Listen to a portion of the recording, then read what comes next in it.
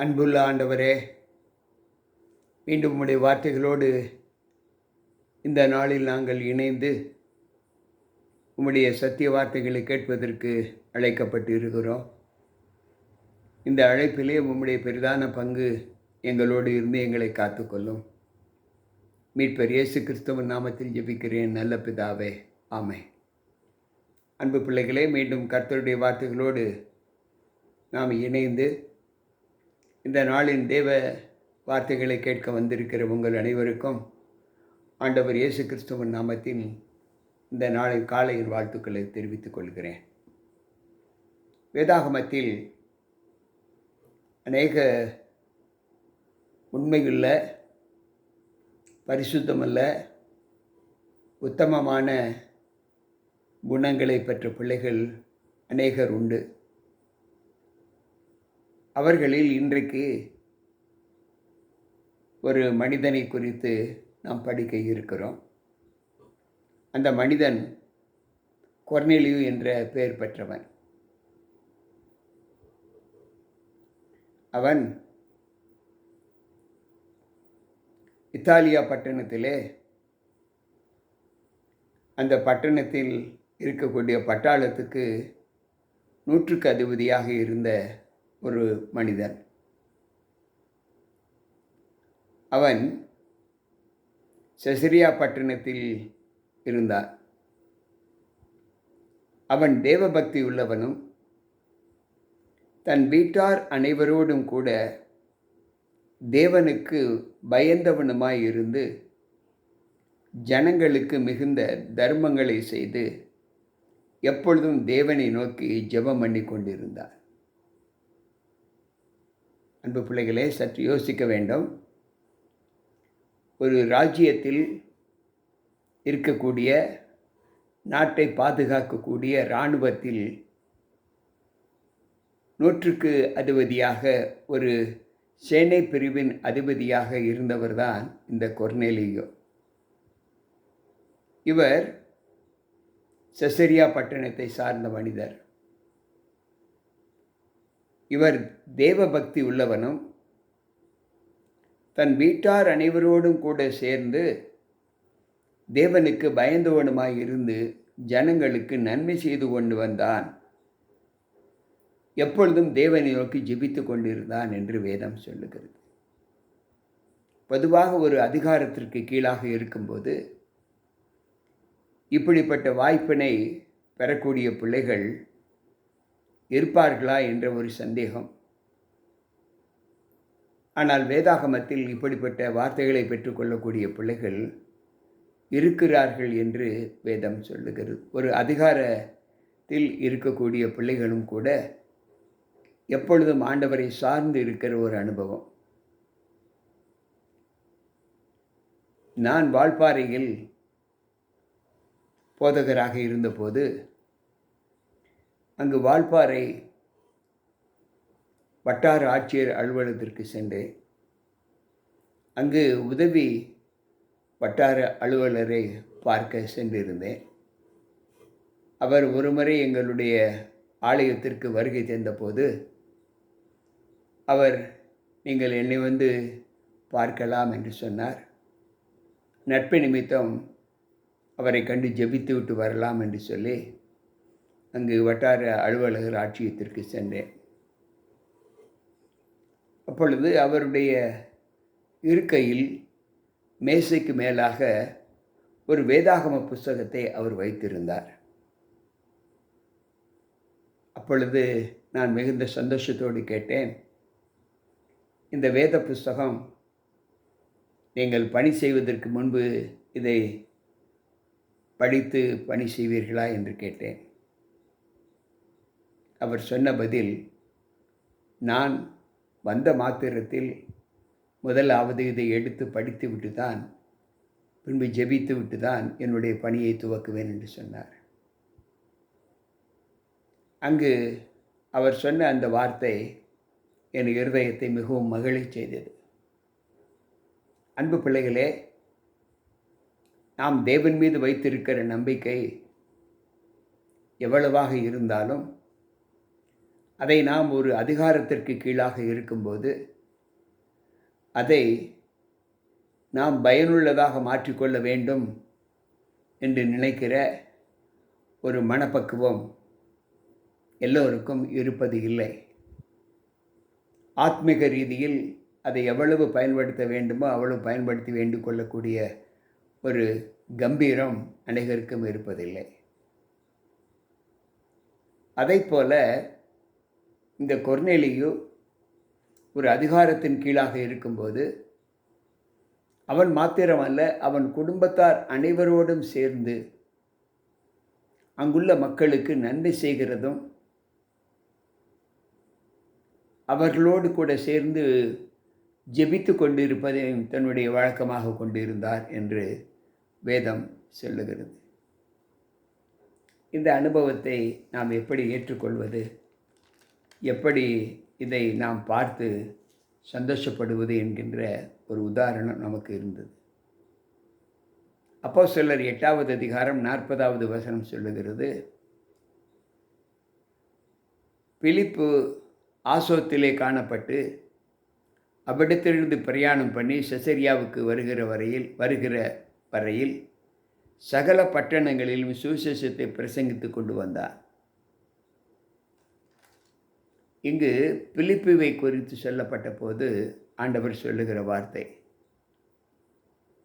எனக்கு பிரியமான தேவ பிள்ளைகளே, நம்முடைய வாழ்க்கையில் நாம் காணப்படுகிற ஒவ்வொரு அனுபவங்களையும் தேவனை பற்றிய ஒரு சாட்சியினை பகிர்ந்து கொள்வதற்கு நமக்கு கிடைத்த சமயத்தை நாம் பயன்படுத்தி கொள்ள வேண்டும் என்று இந்த வேதம் நமக்கு கற்பிக்கிறது.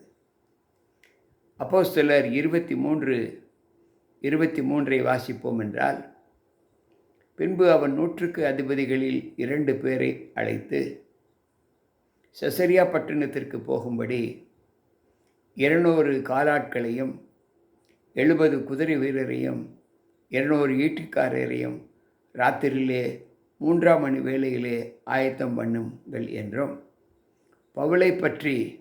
பவுலை ஏற்றி தேசாதிபதியாகிய பேலியாளின் இடத்திற்கு பத்திரமாய் கொண்டு போகும்படிக்கு குதிரைகளை ஆயத்தப்படுத்துங்கள் என்றும் சொன்னதுமன்றி ஒரு நிருபத்தையும் எழுதி அவன் கையிலே கொடுத்தார். அன்பானவர்களே, தம்மை நேசிக்கிற பிள்ளைகளை ஆண்டவர் எப்படியெல்லாம் காப்பாற்றுகிறார் என்பதை இந்த வாக்கியம் நமக்கு சொல்லிக் கொடுப்பதை நாம் பார்க்கிறோம். சவுலாக இருந்த காலத்தில் இயேசு கிறிஸ்துவை குறித்து சொன்ன மனிதர்களை கொலை செய்த அந்த சவுல், ஆண்டவர் அவனிடத்தில் இடைப்பட்டு அவனை தொட்டு, நீ கால் ஊன்றி நில் என்று சொல்லி தம்முடைய பலத்த கரத்தினால் அவனை தொட்டு அவனை பலப்படுத்தின போது அவனுக்குள் இருந்த எல்லா அதிகார தோரணைகளும், துன்புறுத்தக்கூடிய அந்த குணங்களும் மாற்றப்பட்டு அவன் ஆண்டவருடைய சத்தியத்தை சொல்வதற்கு தன்னை ஆயத்தப்படுத்தின போது அவனை நாடு கடத்த விசாரிப்பதற்கு அனுமதி கொடுத்திருக்க ஒரு சம்பவத்தை நாம் பார்க்கிறோம். கொர்நேலியுவை பார்த்தோம், பிலிப்புவை பார்த்தோம், இப்பொழுது பவுலை பார்க்கிறோம். அப்போஸ்தலரின் புத்தகம் 8வது அதிகாரம் 2வது வசனத்திலே ஆண்டவர் அங்கு சொல்லுவது என்னவென்றால், தேவாலயத்தில் உள்ள மனுஷர் ஸ்தேவானை எடுத்து அடக்கம் பண்ணி அவனுக்காக மிகவும் துக்கம் கொண்டாடினார்கள். அன்பு பிள்ளைகளே, இந்த ஸ்தேவானை கொலை செய்வதற்கு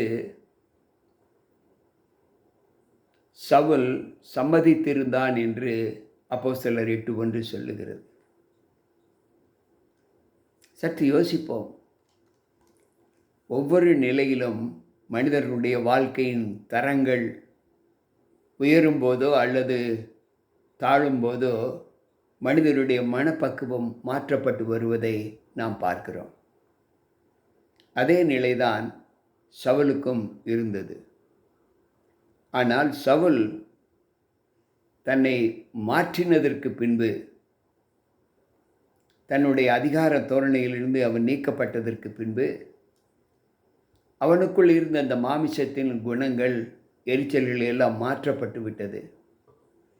கருணையே உருவான இயேசு கிறிஸ்துவின் வழியிலே அவன் நடக்க தன்னை தீர்மானித்த போது, அவனுக்கு வந்த சோதனைகள் எல்லாமே துன்பங்கள் தான். ஆத்தும இழப்பிற்காக அவனை என்ன தொந்தரவுகள் செய்ய வேண்டுமோ அவ்வளவு தொந்தரவுகள் அவனுக்கு கொடுக்கப்பட்டதாக வேதம் சொல்லுகிறது. அன்பு பிள்ளைகளே, சற்று யோசிப்போம். அப்போஸ்தலர் 9:22 வாசிப்போம் என்றால், சவுல் அதிகமாக திடன் கொண்டு இவரை கிறிஸ்து என்று திருஸ்தாந்தப்படுத்தி தமஸ்குவில் குடியிருந்த யூதர்களை கலங்க பண்ணினார். இந்த தோரணையில் இருந்த சவுல் ஸ்தேவானை கொலை செய்வதற்கு சம்மதம் தெரிவித்திருந்த சவுல் இப்பொழுது ஆண்டவரால் தொடப்பட்டதற்கு பின்பு அதே இயேசுவை அவன் திருஸ்தாந்தப்படுத்தி தமஸ்குவில் குடியிருக்கிற யூதருக்கு அவர் சத்தியங்களை சொல்லி அங்குள்ள யூத மக்களை கலங்கப்படுத்தினான் என்று வேதம் சொல்லுகிறது. அவர்களை கலக்கிவிட்டான். என்ன ஒரு மனமாற்றம் நம்முடைய வாழ்க்கையில் காணப்பட வேண்டும் என்பதை இந்த சத்திய வார்த்தை நமக்கு போதிக்கிறது. அப்போஸ்தலர் 10:22 நாம் வாசிப்போம் என்றால், நீதிமானும் தேவனுக்கு பயப்படுகிறவனும் யூத ஜனங்களால் எல்லாரும் நல்லவர் என்று சாட்சி பெற்றவனுமாகிய கொர்நேலியு என்னும் 100க்கு அதிபதி உம்மை தம்முடைய வீட்டிற்கு அழைப்பித்து உம்மால் சொல்லப்படும் வார்த்தைகளை கேட்கும்படிக்கு பரிசுத்த தூதனாலே தேவத்தனமாய் கட்டளைக்கு உட்பட்டிருந்தான் என்றார்கள். அன்பு பிள்ளைகளே, ஆண்டவர் சொல்லுகிற வார்த்தை, தேவபக்தி உள்ளவனும் தன் குடும்பத்தார் அனைவரோடும் சேர்ந்து ஜெபிக்கிறவனும் அநேகருக்கு நன்மை செய்கிறவளுமாய் இருந்த அந்த கொர்நேலியு எப்படி இருந்தார்? நீதிமானும் தேவனுக்கு பயப்படுகிறவரும் யூத ஜனங்கள் எல்லாராலும் நல்லவர் என்று சாட்சி பெற்றவனுமாகிய கொர்நேலியு. இன்றைக்கு நம்முடைய வாழ்க்கையில் நாம் ஆண்டவரை ஏற்றுக்கொண்டதற்கு பின்பு நம்முடைய நடத்தைகள் எப்படி காணப்படுகிறது என்பதை யோசித்து பார்ப்போம். அன்பு பிள்ளைகளே, அப்போஸ்தலர் 13வது அதிகாரம் 16வது வசனத்தை வாசிப்போம் என்றால், அங்கு ஆண்டவர் சொல்லுகிறார். அப்போஸ்தலர் 13:16 அவர் சொல்லுகிறார், அப்பொழுது பவுல் எழுந்திருந்து கையமர்த்தி, இஸ்ரவேலரே, தேவனுக்கு பயந்து நடக்கிற சகல ஜனங்களை கேளுங்கள் என்று சொல்லுகிறார். பவுல் தன்னுடைய வார்த்தைகளை ஆண்டவர் நிமித்தம் ஏற்றுக்கொண்டு இனிமேல் அவர் தேவனுக்கென்று ஊழியம் செய்வதை திட்டமாக ஏற்றுக்கொண்டதற்கு பின்பு அங்கு பெரிய ஒரு சத்திய வார்த்தைகளை அங்கு எழும்பி சொல்ல ஆரம்பிக்கிறார். அந்தியோக்கியா பட்டணத்திலே அவர் ஊழியத்தின் காலங்கள் கடந்து வரும்போது திரளான ஜனங்கள் அங்கு அவர்களிடத்தில் வந்து சேர்ந்தார்கள். அப்பொழுது பவுல் எழுந்திருந்து கையமர்த்தி, இவர்களே பார்த்து, இஸ்ரவேலரே, தேவனுக்கு பயந்து நடக்கிற சகல ஜனங்களே கேளுங்கள் என்றார். அன்பு பிள்ளைகளை, இதிலிருந்து நாம் கற்றுக்கொள்ளக்கூடிய சத்தியம் என்னவென்றால், ஒரு மனிதன் தன்னுடைய மனமாற்றத்திற்கு பின்பு எவ்வளவு சாட்சிகளை பெற்றிருக்கிறான் என்பதை இந்த வார்த்தை நமக்கு சொல்லுகிறது. அதே அதிகாரத்தில் 36வது வசனத்தில் அவர் சொல்லுகிற வார்த்தை, தாவீது தன் காலத்திலே தேவனுடைய சித்தத்தின்படி அவருக்கு ஊழியம் செய்த பின்பு நித்திரை அடைந்து. அவர் சொல்லுகிறார், தாவீது தன் காலத்திற்கு பின்பு தேவனுடைய சித்தத்தின்படி ஊழியம் செய்து நித்திரை அடைந்த பின்பு தன் பிதாக்களிடத்தில் சேர்க்கப்பட்டு அழிவை கண்டான் என்று சொல்லப்பட்டு இருக்கிறது. அன்பு பிள்ளைகளே, தேவனால் எழுப்பப்பட்டவரோ அழிவை காணவில்லை. எவ்வளவுக்கெவ்வளவு நாம் தேவனை பற்றி வாழ்கிற ஒரு வாழ்க்கை நம்முடைய காலங்களில் நமக்கு சத்தியத்தை சொல்லுகிறது என்பதை நாம் யோசிக்க வேண்டும். ஒவ்வொரு நிலையிலும் நாம் ஆண்டவருக்குள் வாழ்கிற அந்த வாழ்க்கையின் அனுபவங்கள் நம்மை தேவனிடத்தில் எப்படி சேர்க்கிறது என்பதை யோசித்து பார்ப்போம். அங்கு அப்போஸ்தலர் 22வது அதிகாரம் 12வது வசனம் சொல்லுகிறது, வேத பிரமாணத்தின்படியே பக்தியுள்ளவனும் அங்கே குடியிருக்கிற சகல யூதராலும் நல்லவன் என்று சாட்சி பகிர்ந்தவனுமாகிய அனனியா என்னும் ஒருவன். அன்பு பிள்ளைகளை, எத்தனை நல்லவர்களை இன்றைக்கு நாம் படித்தோம். கொர்நேலியுவை படித்தோம், பிலிப்பையை படித்தோம், பின்பு பவுலை படித்தோம், தாவீதை படித்தோம், இப்பொழுது அனனியாவை படிக்கிறோம். இந்த அனனியா என்பவன் வேதாகமத்தில் 5 அனனியாக்களை நாம் பார்க்கிறோம். அதை குறித்து ஒரு நாள் நாம் தியானிப்போம். இன்றைக்கு அனனியா என்று சொல்லுகிற இந்த மனிதன் யார் என்றால், சகல யூதராலும் நல்லவன் என்று பெயர் பெற்ற அனனியா. இவரை குறித்து 1 தீமோத்தேயு 3வது அதிகாரம் 7வது வசனத்திலே பவுல் சொல்லுகிறார், அவன் நிந்தனையிலும் பிசாசின் கண்ணியிலும் விழாதபடிக்கு புறம்பானவர்களால் நற்சாட்சி பெற்றவனுமாய் இருக்க வேண்டும் என்று சொல்லுகிறார். அன்பு பிள்ளைகளே, ஒரு மனிதன் தன்னை ஆண்டவருக்கென்று தன்னை விசுவாசத்தில் நிலைத்திருக்க வேண்டும் என்று காட்டினால் அவன் அனனியாவைப் போல இருக்க வேண்டும் என்று பவுல் சொல்லுகிறார். எப்படிப்பட்டவனால்? அவன் நிந்தனையிலும் பிசாசின் கண்ணியிலும் விழாதபடிக்கு புறம்பானவர்களால் நற்சாட்சி பெற்றவனுமாய் இருக்க வேண்டும் என்று சொல்லுகிறார். அப்படி என்றால் வேதம் என்ன சொல்லுகிறது? நாம் ஆண்டவரை ஏற்றுக்கொண்டதற்கு பின்பு நம்முடைய சாட்சியின் வாழ்க்கை மற்றவர்களை மகிமைக்குள் அழைத்து செல்லக்கூடியதாக காணப்பட வேண்டும்.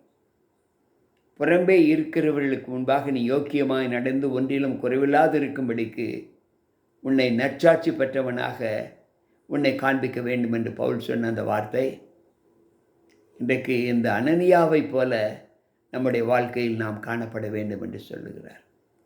கொர்நேலியுவைப் போல நம்முடைய வாழ்க்கையில் காணப்பட வேண்டும் என்று சொல்லுகிறார்.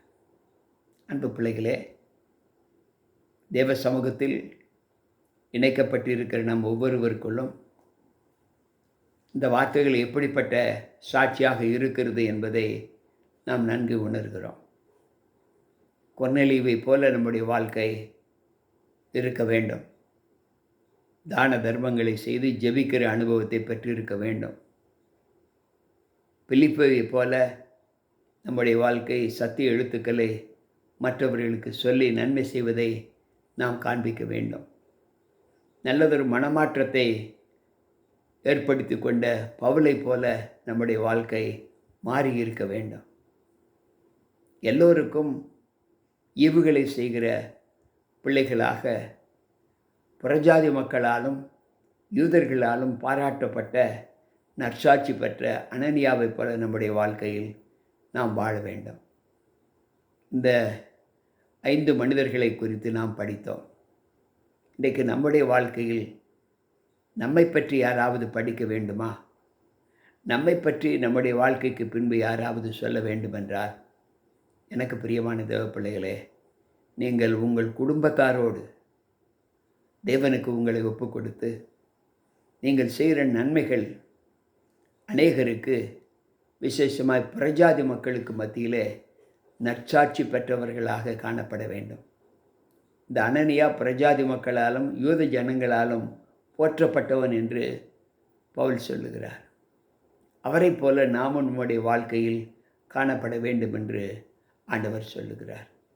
கேட்டுக்கொண்டிருக்கிற அன்பான தேவ பிள்ளைகளே, இந்த அனுபவத்தை நாம் நம்முடைய வாழ்க்கையில் ஏற்றுக்கொள்வதற்கு நீங்கள் ஆயத்தம் என்றால் என்னோடு கூட வாருங்கள், நம்மை தேவனுக்கு ஒப்புக் கொடுப்போம். எல்லா நல் ஈவுகளிலும் கிருபையுள்ள ஆண்டவரே, உம்முடைய வார்த்தைகளை கேட்டுக்கொண்டிருக்கிற எங்கள் ஒவ்வொருவருக்குள்ளும் உம்முடைய வல்லமை தங்கி, நாங்கள் வாசித்த பிள்ளைகளைப் போல எங்களுடைய குணங்களை மாற்றி உம்மண்டை சேருவதற்கு எங்களை பலப்படுத்தும். கேட்டுக்கொண்டிருக்கிற ஒவ்வொரு பிள்ளைகளையும் அப்படிப்பட்ட ஆசீர்வாதத்திற்குள்ளாய் வழிநடத்தி தாரும். ஆண்டவர் இயேசு கிறிஸ்துவின் நாமத்தில் ஜெபிக்கிறேன் நல்ல பிதாவே. ஆமேன், ஆமேன். அன்பு பிள்ளைகளே, மீண்டும் கர்த்தருடைய வார்த்தைகளோடு நாம் நாளை சந்திப்போம். உங்கள் போதகர் ஜி.கே. ராபர்ட். கர்த்தர் உங்களோடு இருப்பாராக. ஆமேன்.